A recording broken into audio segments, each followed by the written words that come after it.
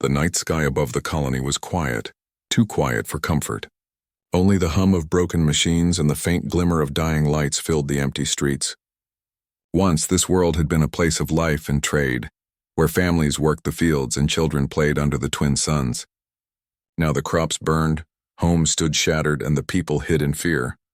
They had been attacked without warning. A group of raiders had appeared from deep space, ships marked with symbols no one recognized. The colony tried to defend itself, but their weapons were outdated and their shields weak. In the first few hours, communication towers were destroyed and their small defense fleet was wiped out. No one knew how long they could survive. Inside an underground control center, a handful of technicians worked frantically. Screens flickered, showing static and broken data. The air was filled with the smell of burnt circuits and the tension of despair. The colony's leader, an older figure with tired eyes, stood in silence, watching the last transmission from the surface cut off mid-scream. Around them, the silence was heavier than any explosion. "We've lost the outer sectors," one of the officers said quietly. "There's nothing left to defend." "The raiders are moving inward." The leader didn't answer right away. They looked at the cracked communication console, then at the people who still waited for orders. Everyone knew what came next. They would have to send a distress call. But the question was to whom? The nearby star systems were either controlled by governments that didn't care or too afraid to intervene. Sending a message to the Galactic Council would take weeks, maybe months. By then it would be too late. The people outside the bunker had only hours, maybe less. Finally, the leader gave a slow nod. "Send it, send the SOS." The technician hesitated. "But who will hear it?" "Someone will," the leader said. "Someone has to." The operator's hands trembled as they activated the old long-range transmitter. The signal was weak, but it pulsed through the void. A simple message repeated endlessly in all known languages. "To any who can hear this, we are under attack. Civilians dying. No defenses left. We beg for help. Please, anyone." The signal echoed across the stars, fading into the blackness. Inside the control room, no one spoke. The leader lowered their head, wondering if they had just sent a cry into nothing. Outside, the world continued to fall apart. Fires spread through the horizon, turning the sky a dull orange. The sound of explosions came and went like distant thunder. People hid in caves, basements, and shelters, clutching each other and whispering prayers to anyone who might be listening. Days passed. The raiders took whatever they could and left ruin behind. The survivors still sent the SOS every few hours, hoping for an answer. Some started to believe that no one would come. Others thought the signal had never escaped the system at all. Then, on the fourth night, the technician monitoring the console noticed something. A faint change in the static. The readings were small, almost impossible to detect, but definitely there. "Sir," the technician whispered. "I think someone's listening." The leader rushed over. The signal was faint, hidden behind layers of interference, but it was moving. Someone or something was tracing the distress call back to its source. The technician swallowed hard. "Should we respond?" The leader nodded. "Yes, send acknowledgement. Identify who we are and tell them we need help." The reply was sent. Minutes passed. Then a simple message came through, clear and short. "Signal received. Action pending." The words appeared on the screen in cold, perfect translation. No origin code. No ship ID, just those words. For a moment, no one knew what to say. "Action pending?" the technician repeated. "What does that mean? Are they coming? Is it a rescue?" No one had an answer. The leader stared at the glowing message. It wasn't warm or kind. It didn't sound like the voice of someone offering comfort. It sounded like a statement of fact, issued by someone who had already made up their mind.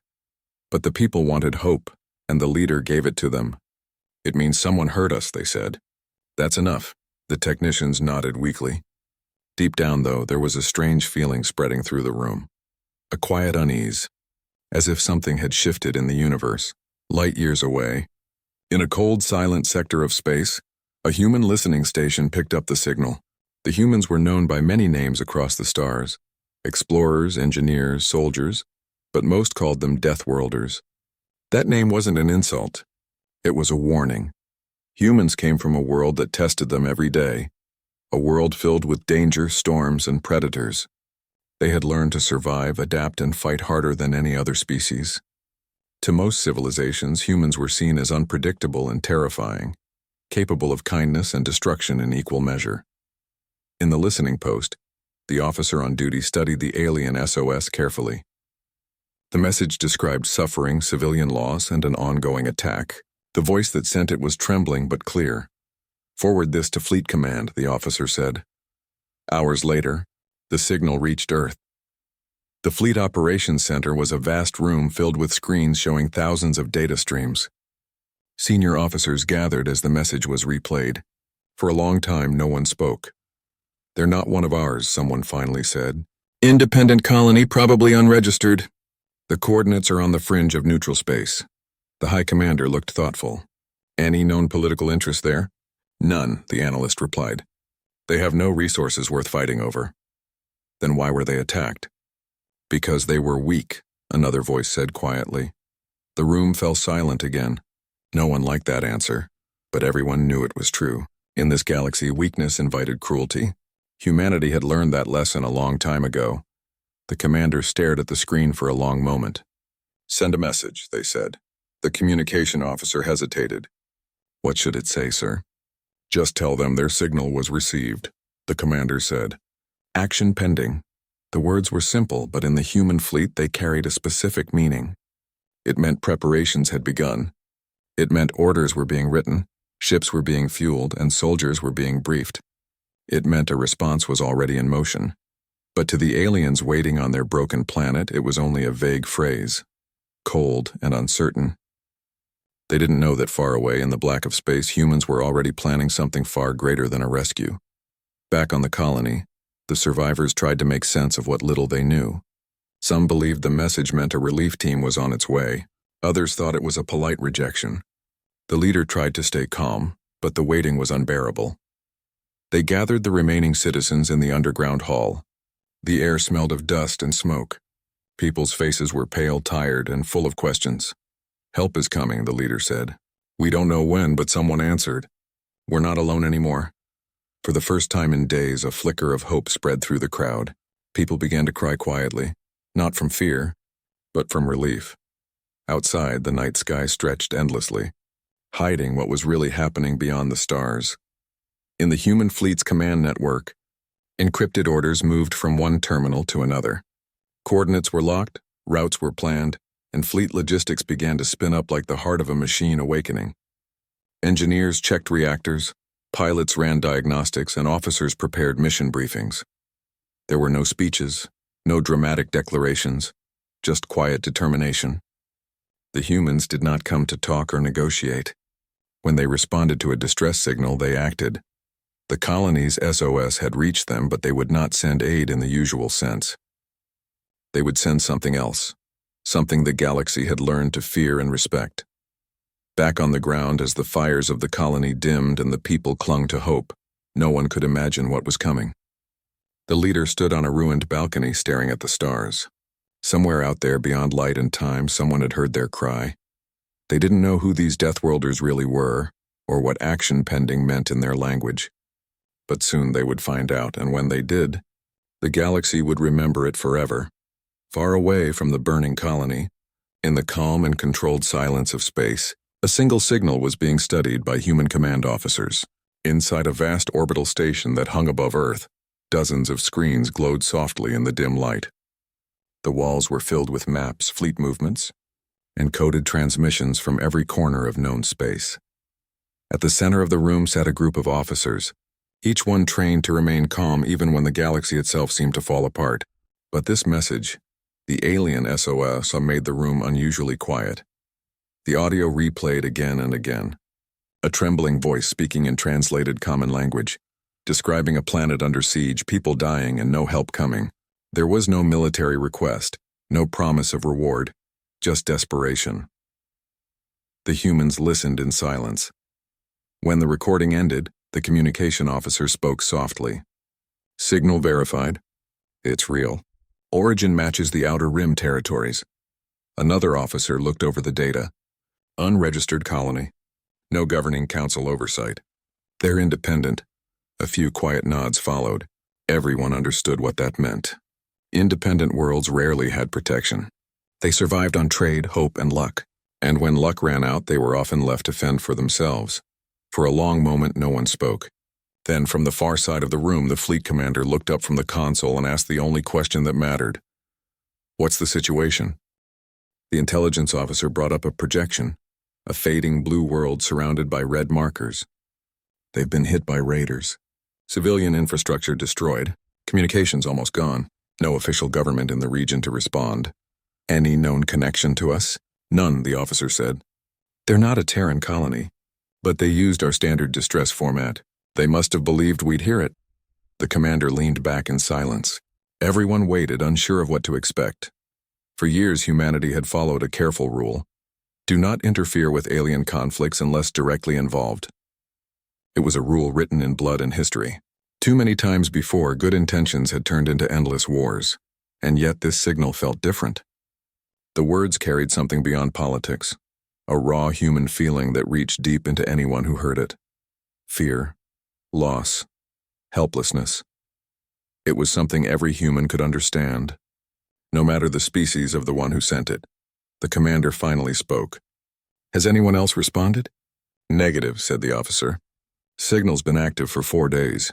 No replies from nearby governments or trade fleets."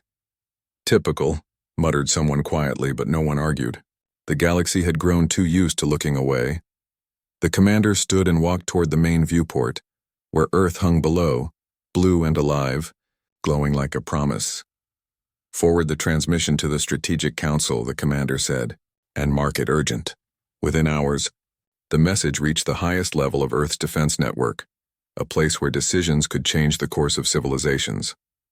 In a wide chamber lined with steel and glass, the council gathered. Representatives from different divisions sat around a glowing table, each carrying years of experience and the weight of command.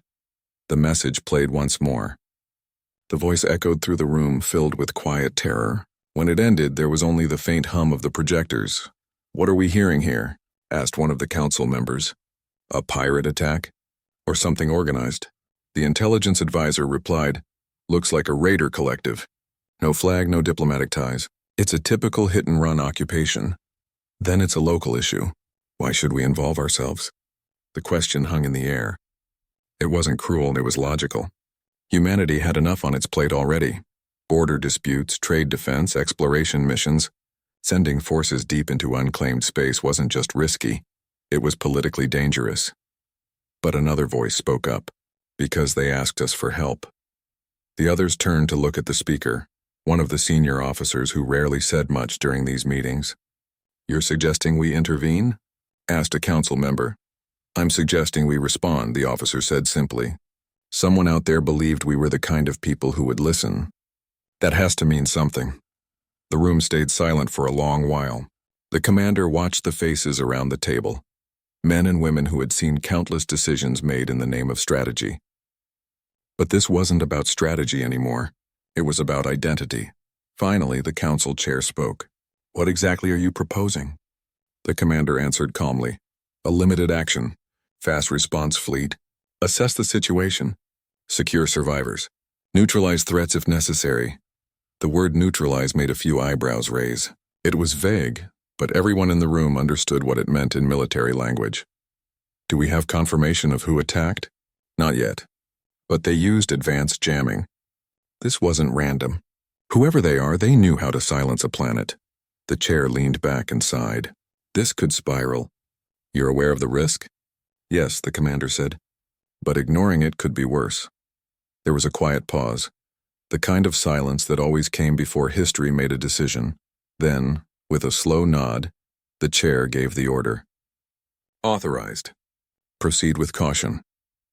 The moment those words were spoken, everything changed. Deep in the fleet's operational bays, massive engines roared to life. Pilots received encrypted instructions. Engineers began final checks on systems that hadn't been activated since the last crisis years ago. No one announced the mission publicly. There were no news broadcasts, no heroic speeches. The human way was simple: act first, talk later. By the time the stars over Earth turned dark again, dozens of ships were already aligning with their jump coordinates. Back at the listening station where the SOS was first detected, the operator on duty received a short transmission from command. It contained only 3 words: "Operation authorized, deploy." The operator sat back, eyes wide. Humanity had made its choice. But to the alien world that sent the SOS, none of this was visible. They had no idea that across light years engines were igniting and fleets were forming. All they knew was a message on their screen. The same cold phrase that had appeared days earlier. Signal received. Action pending. In the colony's underground shelter, that message gave the people just enough hope to keep waiting. Every hour they checked the sky, hoping to see lights breaking through the clouds. Every night they gathered around small fires, whispering that maybe someone out there was on their way. They didn't know who the Deathworlders were. Some had heard stories. Tales of humans from the harsh blue planet who built machines that crossed stars and survived on worlds others couldn't even visit. Some said they were warriors without mercy. Others said they were explorers who brought peace through strength. No one really knew the truth. But far from their fragile planet, human crews were preparing in silence. Inside one of the great carriers, rows of pilots sat strapped into their stations, checking flight systems and reading brief mission notes. No one discussed politics or motives. To them, it didn't matter if the victims were human or alien. A distress call meant someone needed help. At the command bridge, the fleet coordinator watched as all systems came online. "Navigation ready," one officer said. "Fuel stable. Weapon systems nominal." "Understood," the coordinator replied. "Synchronized jumps. Countdown to departure." There was no pride in their voices, only precision. Each movement was exact, every word measured. They had done this before, not for glory, not for conquest, but because that was what humans did when someone was left to suffer alone.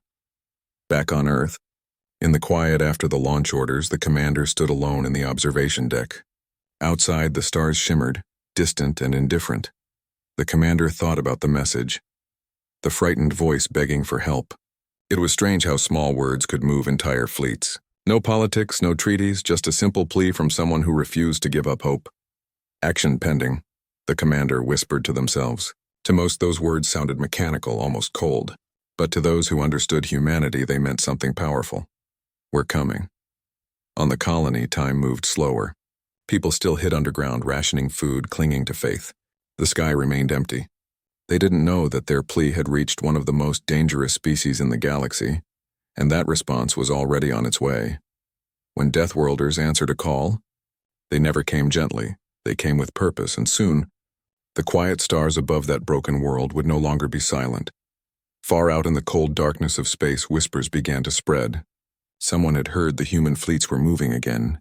No one knew the details, only that a Deathworlder force had been given clearance to respond to a distress signal from a remote colony. In the crowded markets of nearby star systems, traders spoke about it in low voices. Some didn't believe it. Others laughed nervously, pretending not to care. But deep down, everyone knew that when humans moved in silence, something serious was coming.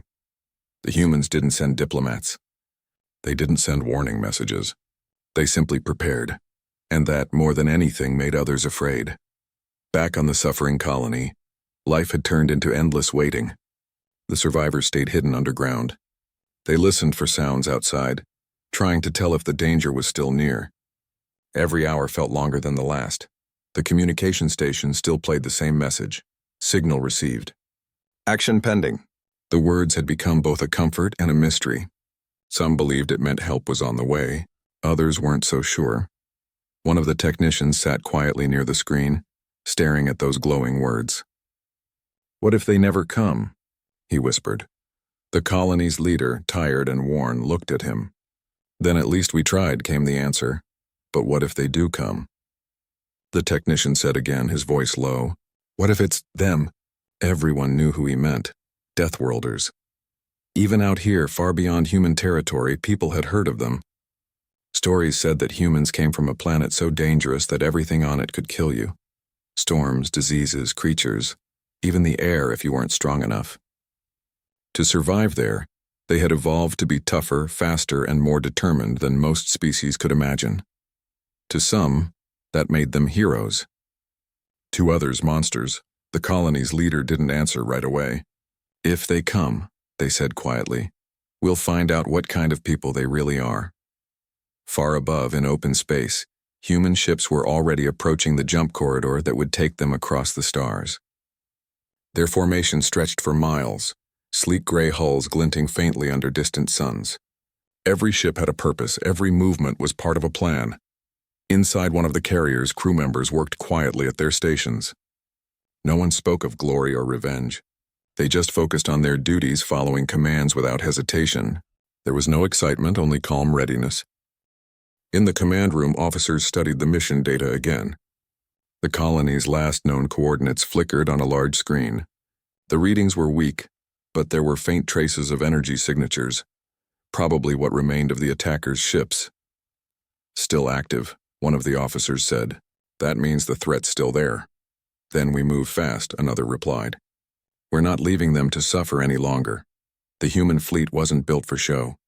It was built to act, precise, quiet, and efficient. Every person on board knew what they were part of.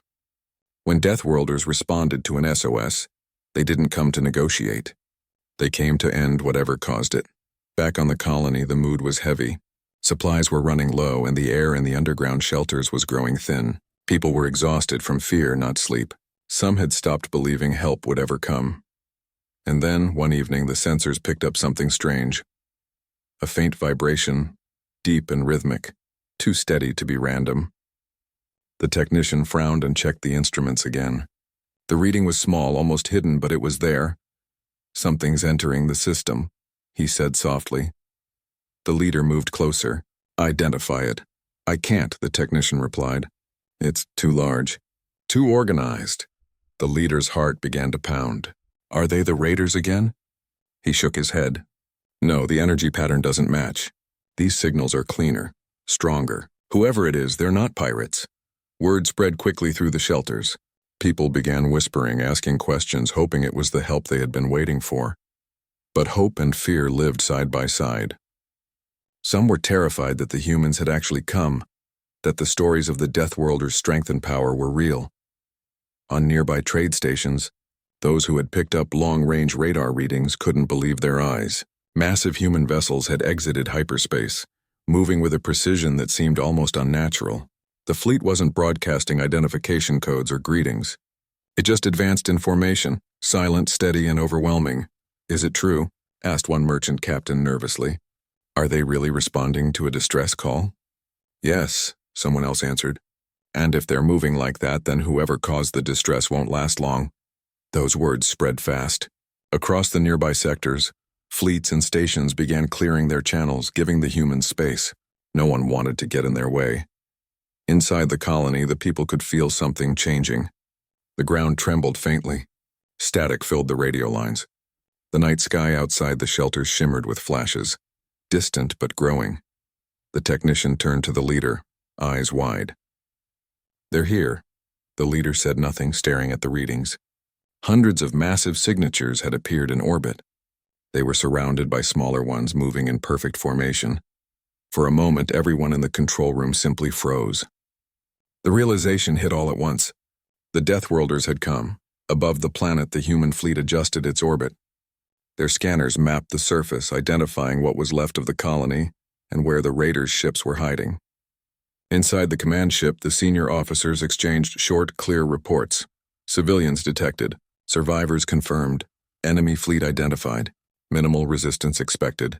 Mission timeline, 90 minutes. There were no cheers, no loud voices. Just focus. One of the younger crew members whispered quietly, Sir, are we here to destroy? The commanding officer turned to look at him. We're here to protect, he said. The rest will follow naturally. Back on the colony, people began to emerge from hiding, shielding their eyes as the sky above filled with bright lights. It was unlike anything they had ever seen. The clouds glowed and streaks of light crossed the heavens. Some fell to their knees, believing it was a sign from the stars. Others simply stared, speechless. For the first time in weeks, they weren't afraid of the darkness. They were afraid of the light. Because in that moment, they realized something powerful. Humanity had heard their cry, and humanity had answered. But they hadn't sent aid ships or negotiators. They had sent a force, vast, silent, unstoppable. Inside the human flagship, the commander stood watching the planet's image on the main screen. The colony looked small, fragile, surrounded by the cold black of space. A voice came over the comm line. Sir, all ships ready. The commander gave a slow nod. Hold position for now. Let's confirm all civilian zones. Yes, sir. For the next several minutes, the fleet scanned every inch of the planet. They detected shelters, damaged structures, and even faint heat signatures from survivors hiding underground. The commander watched in silence. Then the tactical officer reported, "We've also detected multiple raider vessels still active on the surface." The commander's expression hardened slightly. "Mark their positions. Prepare containment operations. No anger. No shouting. Just calm control." The humans didn't move with emotion. They moved with purpose. Every step they took was deliberate. Back on the ground, the colony's leader stood at the surface entrance, looking up. The air shimmered with strange lights, and distant rumbling echoed through the clouds. It was both terrifying and beautiful. The technician beside them whispered, "Do you think they'll help us?" The leader nodded slowly. "They already are." Across the galaxy, the rumors grew stronger. Some said the humans were bringing an entire battle group. Others said it was only a few ships. No one knew the truth, but everyone agreed on one thing. Once the Deathworlders arrived, nothing stayed the same. For the frightened people of the colony, this was no longer just about survival. It was about understanding what kind of species had come to answer their call. The fleet above them was more than an army. It was a message. A message that the universe was still being watched, that someone out there still cared enough to act when others turned away. The stars had never looked so alive, and as the sky above began to glow brighter, every heart on the colony held the same thought. Something powerful was about to happen. The humans had come, and this time, the galaxy would witness what it truly meant when Deathworlders decided to respond. The night sky above the colony looked alive. It wasn't the soft, distant light of stars this time. It was something brighter, closer.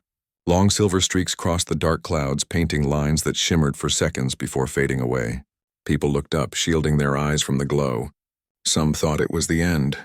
Others whispered it was the help they had begged for. No one knew what to expect when the humans arrived. The old stories called them Deathworlders, creatures of strength and storms. But to the people on the surface, they didn't seem like monsters. They seemed like a force of nature, calm, organized, unstoppable. The ground trembled faintly as the first shadows appeared in the sky. They weren't falling like meteors. They were controlled, deliberate. Massive crafts slowed their descent until they hung above the ruined cities like silent giants. Their metallic hulls reflected the fire still burning on the ground. Each one glowed with soft blue light that cut through the smoke. People began to step out of hiding, slowly, carefully, as if afraid the vision might disappear if they moved too fast. Inside the underground shelter, the leader stood in front of the main screen. The radar was filled with shapes, too many to count. The technician's voice was shaking. "It's them. The Deathworlders are here." The leader just stared, eyes fixed on the display. "Open a channel," they said quietly. The technician hesitated. "Sir, they're not transmitting any greetings." "Do it anyway." A signal was sent into the void, a simple message of gratitude and fear mixed together. "This is the colony. We received your response. We are alive, barely. Please, we need your help." No answer came. Only static filled the speakers. Then after a few seconds, a deep voice replied, calm, steady, and emotionless. "Message received. Stay inside. Remain safe." And just like that, the channel went dead. The people in the room looked at each other, unsure whether to be comforted or terrified. But the leader smiled faintly. "They're here for us," they whispered. Up above, on the command deck of the human flagship, rows of officers worked quietly. Their movements were smooth and practiced. Every step, every instruction had purpose. "Orbital entry complete," one officer reported. "Civilian zones confirmed. Evacuation coordinates locked. Threat presence still detected in multiple areas." The commander nodded slowly. "Initiate operation." No mistakes. At that moment, dozens of human ships began to shift position. They spread across the planet's orbit like a protective shield. Small craft detached and descended in formation, their engines glowing softly as they disappeared into the clouds. On the surface, people could hear a deep, distant hum rolling through the sky. It wasn't thunder. It was something more powerful, yet strangely peaceful, like the heartbeat of a giant. Those who had lived in fear for days began to cry, not because they were scared, but because they finally felt seen. Minutes passed. The air grew still, and then softly the sky began to brighten again. Out of the mist, shapes appeared, human landing crafts. They descended slowly, kicking up dust and light. Their hulls gleamed under the sun, clean and unmarked, as if untouched by war. The colony's survivors watched as these enormous ships hovered just above the ground. A ramp opened on one of them and figures emerged, tall, armored, and silent. Their suits shone with soft blue lines that pulsed like veins of light. Their visors reflected everything, fire, sky, and faces.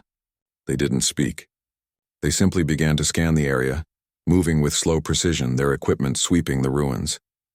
For a long time, no one dared to approach them. The leader finally gathered courage and stepped forward, followed by the technician and a few others. When they reached the humans, one of the armored figures turned. The leader raised their hands slowly, showing they meant no harm. "You came," they said softly. The human didn't reply right away. They tapped a small device on their wrist, scanning the colony survivors. A gentle blue light passed over them. Then the helmeted figure spoke through a translator, the voice calm and mechanical but not unfriendly. "You are safe now. Supplies incoming." Another human walked forward carrying a small container. They placed it gently on the ground and opened it. Inside were neatly packed food rations and water. Next came medical kits and oxygen canisters. The leader's eyes filled with tears. For days they had expected nothing. Now these strangers from another world stood here offering what they had lost. Hope. The humans didn't linger. They moved through the ruins in pairs, checking buildings, lifting debris carefully, scanning for life. They worked with quiet focus, not wasting a single motion. In the distance, their crafts landed near other shelters, each one delivering aid and equipment. It was an organized dance, perfectly timed and silent. From orbit, the command ship watched it all. Reports streamed in. Survivors found, shelter secured, water restored. The commander listened without emotion, but inside there was a quiet relief. One of the younger officers spoke softly. "Sir, the civilians seem afraid of us." "That's natural," the commander said. "Fear fades. What matters is that they live." Back on the ground, the people gathered around the humans, curiosity slowly replacing fear. Children peeked from behind walls, whispering to each other. The humans didn't remove their helmets or show their faces, but their actions spoke louder than any words. They shared supplies, repaired broken generators, and restored clean water systems. At sunset, the sky glowed orange and gold. For the first time in weeks, the colony was quiet. No explosions, no alarms, just the faint hum of human ships overhead. The leader walked outside and looked up at the stars. The human vessels were still there, orbiting like protectors. "They didn't come to talk," the leader murmured. "They came to act." As the night deepened, soft lights from the human ships shimmered above the clouds. It felt like a new dawn hiding inside darkness. In the nearby settlements, people lit small fires and gathered together. They shared stories of what they had seen. The shining ships, the calm soldiers, the quiet efficiency. Every story sounded slightly different, but they all ended the same way. They came for us. And yet not everyone felt calm. Some among the survivors couldn't shake a feeling of unease. The human silence felt too perfect, their discipline almost unnatural. They had expected soldiers who shouted or celebrated victory. Instead, they found beings who moved like machines but carried compassion in their actions. Later that night, the human commander sent a transmission to the colony's communication center. The leader received it personally. "Your people are safe for now," the message said. "We will remain until stability is restored."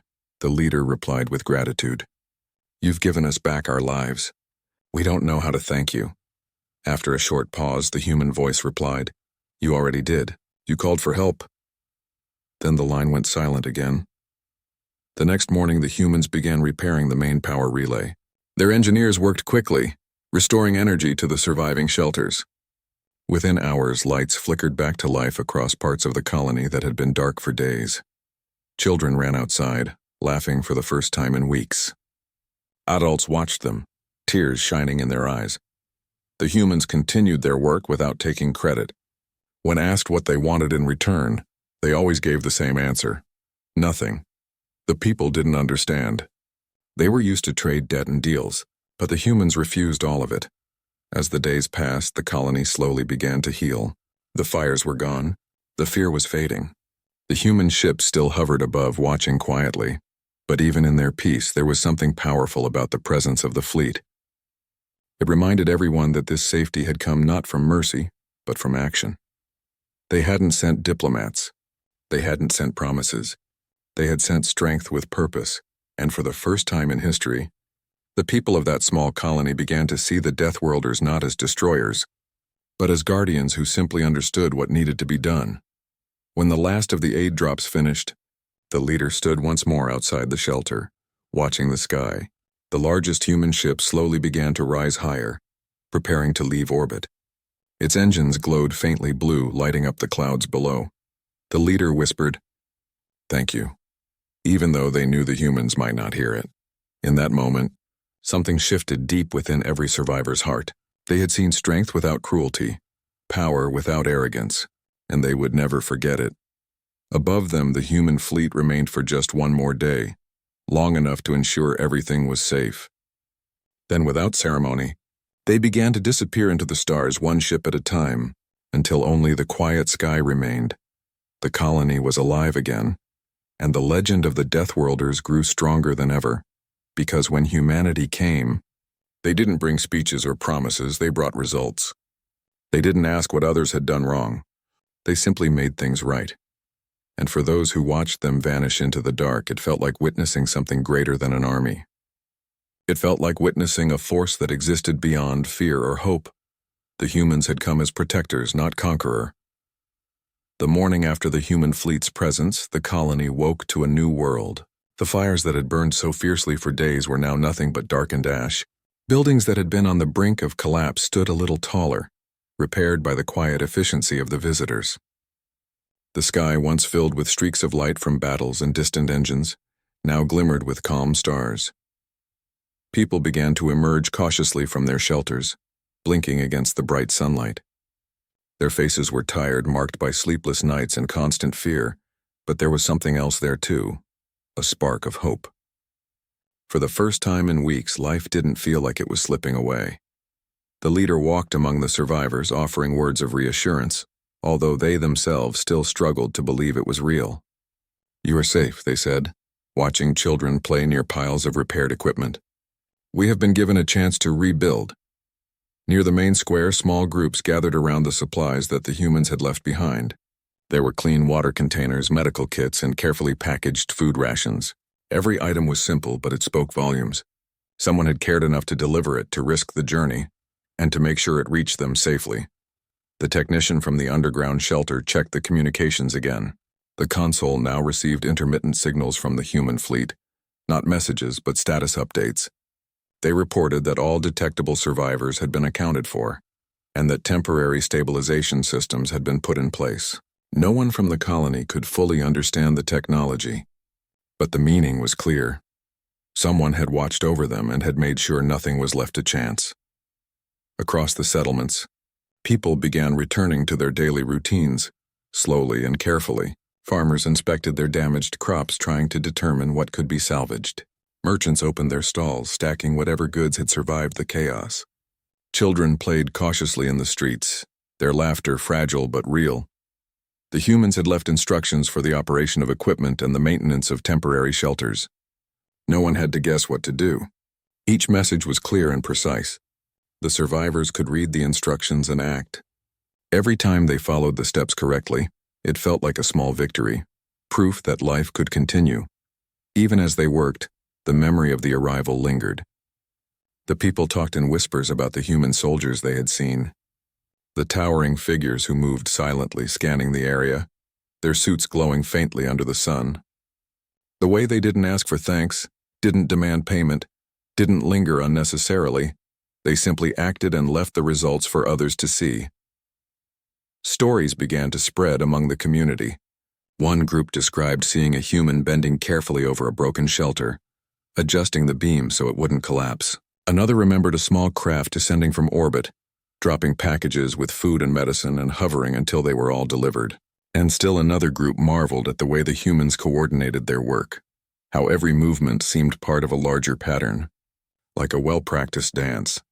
In the central hall of the colony, the leader gathered everyone to address them.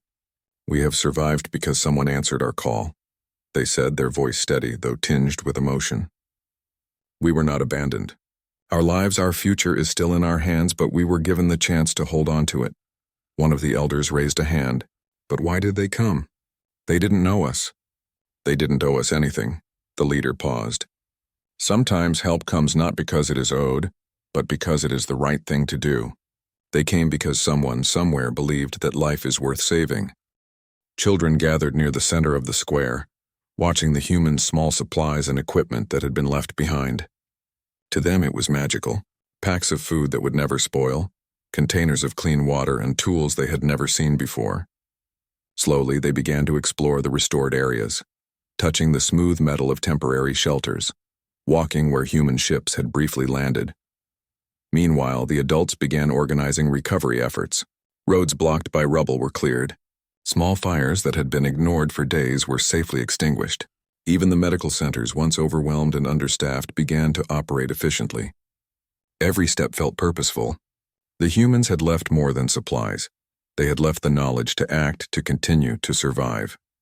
In the weeks that followed, the presence of the human fleet became a legend in the colony. People told one another about the quiet power of those who had arrived without ceremony. Some of the younger children asked if the humans would come back. The leader would smile, sometimes answer, sometimes stay silent, letting the mystery remain. Meanwhile, word spread to neighboring systems. Traders and travelers spoke of a planet that had been saved without a single word of negotiation, where a distant species had appeared in perfect coordination, done what needed to be done, and departed without claim or reward. In those whispers, the humans became a symbol of something greater, a species that acted with purpose and care, and whose presence could change the course of lives without asking for recognition. The survivors themselves began to heal not only physically but emotionally. They had endured fear, starvation, and the terror of being hunted. Yet in those moments of rebuilding, they also learned that hope could return quickly when someone chose to act decisively. They learned that even in the darkest of nights, help could come without warning, and it could be as overwhelming as it was silent. One evening, as the twin suns of the colony began to set, the leader stood atop a small hill overlooking the settlements. The glow of restored lights, small but steady, stretched across the landscape. People worked quietly, helping one another. Children played nearby. The wind carried a soft hum from the rebuilt generators. Everything felt fragile but alive. The leader's mind drifted to the humans who had come. They had been strangers, unknown and untouchable, yet they had changed everything. The colonists had expected aid in the form of words, perhaps ships, maybe diplomacy. But what they received was far beyond that. It was presence, action, and understanding. And even though the humans had long gone from orbit, their impact remained.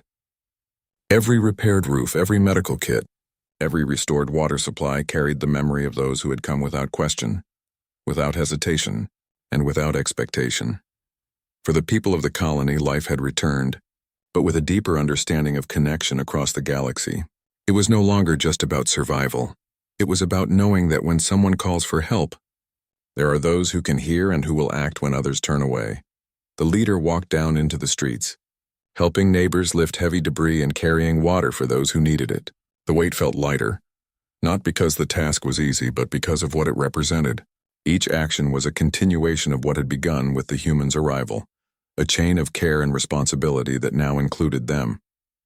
As night fell, the colony gathered once more in the main square. Fires burned gently, and the stars above shone brighter than they had before. Children sat near the warmth, listening to stories about distant humans who had come in silence and with purpose. Adults exchanged glances that spoke of shared relief and newfound gratitude. The colony had survived destruction, uncertainty, and fear.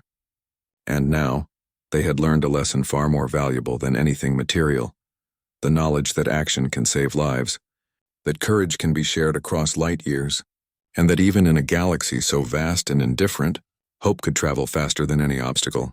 And somewhere, in the distant stars where the humans had vanished, the fleet continued its journey. They did not linger for praise or celebration. They did not wait for thanks. They moved quietly, purposefully, knowing that their mission had been completed, not with glory, but with effectiveness. The colony, once broken and terrified, now began to breathe freely again. Life returned in slow but deliberate waves. The survivors rebuilt not only their homes but their hearts, inspired by the visitors who had arrived without warning and left behind far more than they could see. It was a day that would be remembered forever, not just for the arrival of a distant fleet, but for the fact that someone had cared enough to act. The galaxy itself seemed smaller, warmer, and more connected than it had the day before. And in that quiet, reflective moment, the leader whispered softly to themselves, "They came, and they showed us what it means to truly answer a call for help." The colony slept that night with a calm they had not felt in weeks. The sky above was clear, the air was clean, and the people dreamed not of destruction, but of what could come when someone chose to act with purpose, courage, and care.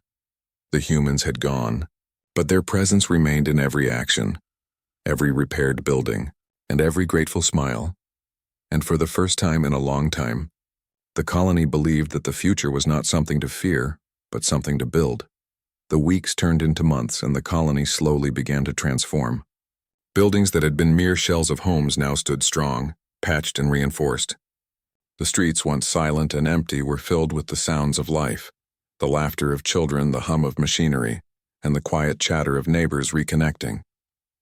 What had been a place of despair was now a place of cautious hope. The memory of the humans' arrival lingered everywhere. People spoke about it quietly at first, then with more confidence. The stories were not about fear, destruction, or the chaos of the attackers. They were about presence, action, and care. Every survivor remembered seeing the human ships hovering silently above, the figures moving with calm precision, and the way supplies and aid appeared exactly where they were needed. It had been swift, efficient, and complete, but never cruel or boastful. Children, curious and eager, asked their parents endless questions. Who were they? Will they come back? Why did they help us? The adults answered as best they could, but deep down, many did not have answers. They only knew what they had seen and experienced. Help had arrived when it had been needed most, without hesitation, without reward, without question. In the central hall of the colony, the leader gathered people to discuss rebuilding strategies. This was no longer just about survival. It was about growth, improvement, and creating something better than what had been before. People were encouraged to organize teams, repair infrastructure, distribute resources, and care for one another. The lesson left by the humans was clear. Action mattered more than words, and cooperation mattered more than fear. A group of engineers began inspecting the temporary structures and devices left by the humans. There was technology they had never seen before, small, compact, and incredibly efficient. Machines that could purify water, generate power, and repair damage almost automatically. They were simple to operate yet powerful, a clear reflection of the humans' philosophy. Nothing flashy, nothing unnecessary, just what was needed. The technicians learned quickly, experimenting carefully and sharing knowledge with everyone willing to listen. Even those who had never touched technology before soon understood that the humans had designed it to be accessible. It wasn't just a gift of tools. It was a gift of understanding, the ability to act and take control of their lives again. In the evenings, stories were shared around fires and in homes. Survivors spoke of what they had seen in awe, often struggling to describe the humans accurately. Some called them giants, others called them shadows of light. But everyone agreed on one thing: they had been precise, focused, and purposeful. No emotion, no chaos, just action. And in that action, the colony had been saved. The leader walked through the streets, observing the people rebuilding, laughing, and slowly regaining their confidence. They saw neighbors helping each other lift debris, children learning to operate small machines, and adults discussing plans for farming, construction, and communication.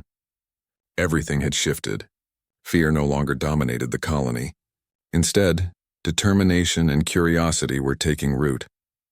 One day, a group of children discovered a small plaque left by the humans near the main square. It contained simple words: "You called. We answered. Protect life. Choose action." The children ran to show the leader. When the adults read it, they smiled quietly. There were no names, no signatures, no claims of credit, just a message, brief, powerful, and unforgettable. The colony began to see that the humans' presence had left more than physical aid. It had left a philosophy, the idea that life, no matter how small or distant, was worth protecting. That action, even in silence, could change the course of events. That courage and care could travel across light years. In the fields, farmers rebuilt irrigation systems and replanted crops with newfound diligence. They shared knowledge, worked in teams, and took pride in the small successes that would grow into large ones. Water flowed cleanly through restored channels, and the earth began to bloom again. The colony was no longer merely surviving. It was beginning to thrive. Merchants reopened shops, trading goods with efficiency and fairness. New systems were introduced to ensure equitable distribution, inspired by the careful organization the humans had displayed. Even entertainment returned. Children and adults gathered in open areas, singing songs, telling stories, and playing games that had been impossible during the months of fear and waiting. At night, the skies were quiet once more. The human fleet had disappeared beyond the stars, leaving only memories and a lingering sense of security. Some watched the horizon, wondering if the humans might return, and even if they never did, everyone knew one truth. Their presence had permanently changed the way the colony viewed the universe. It was no longer a distant, indifferent place. Somewhere, someone could hear, someone could act, someone could care. The leader often walked quietly to the highest hill in the colony, looking up at the stars. They would reflect on the months of fear, the arrival of the humans, and the slow recovery that followed. Sometimes they would whisper softly, not expecting an answer. "Thank you." It was a gratitude that could never fully be returned, but it carried the weight of every life saved and every lesson learned. Meanwhile, the story of the humans' response began to spread beyond the colony. Travelers, traders, and explorers spoke of a world that had been saved not by diplomacy, not by negotiation, but by action. They spoke of a species that responded without ego or ceremony, who moved with purpose and whose presence could change lives quietly but permanently. In time, this story inspired hope in other remote colonies, communities that had once believed they were alone in the universe. Youngsters began to dream differently. They no longer imagined a galaxy filled only with danger and uncertainty. Instead, they imagined a universe where help could arrive unexpectedly, where courage could be shown without words, and where life itself was always worth protecting. It was a lesson that would be passed down for generations. The survivors themselves took on a quiet responsibility. They rebuilt schools, homes, and hospitals. They organized patrols to ensure safety and care. They implemented systems to prevent chaos if disaster struck again. Every action was guided by the invisible hand of the human's example. Act when it matters, help when it is needed, and never wait for reward. Even months later, the memory of the humans' calm, precise, and purposeful actions was fresh. People would recount details in awe. The glint of the ships in the sunlight, the soft hum of engines, the efficient deployment of aid, and the quiet authority of the figures moving among them. It was a memory that felt both surreal and profoundly real. At night, the leader sometimes visited the small plaque the children had found, reading the words again. "You called." We answered. "Protect life. Choose action." Every time it reminded them that hope had arrived and that hope was as real as the people now rebuilding their world. Slowly, the colony began to see itself differently. No longer simply a place of survivors, it became a symbol of resilience, courage, and the importance of reaching out across boundaries.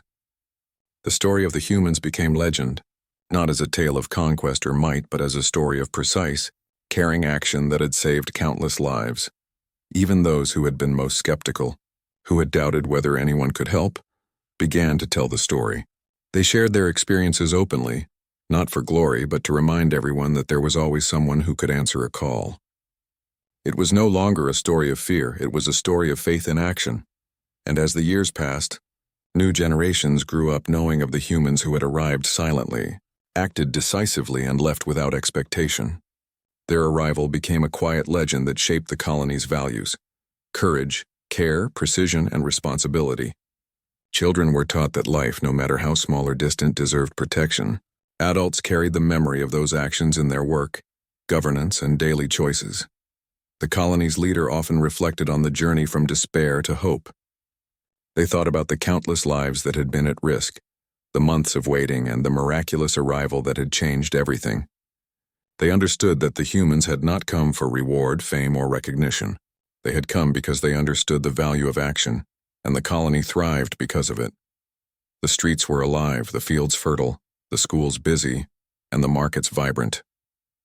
The people no longer feared the unknown. They knew that courage and care could arrive when least expected. They knew that life was precious and worth protecting. In quiet moments, the leader would look up at the stars, imagining the human fleet moving silently across the galaxy, ready to respond to another call, another plea, another life in need. It was comforting, humbling, and inspiring all at once. The story of that response, the calm arrival, the precise action, the lasting care, became more than a memory. It became the foundation of the colony's new identity. They were not just survivors anymore. They were a community shaped by the knowledge that action could cross the stars, and that help could arrive even when all hope seemed lost. And as night fell across the colony, the people slept with peace in their hearts. They had learned something that could never be erased.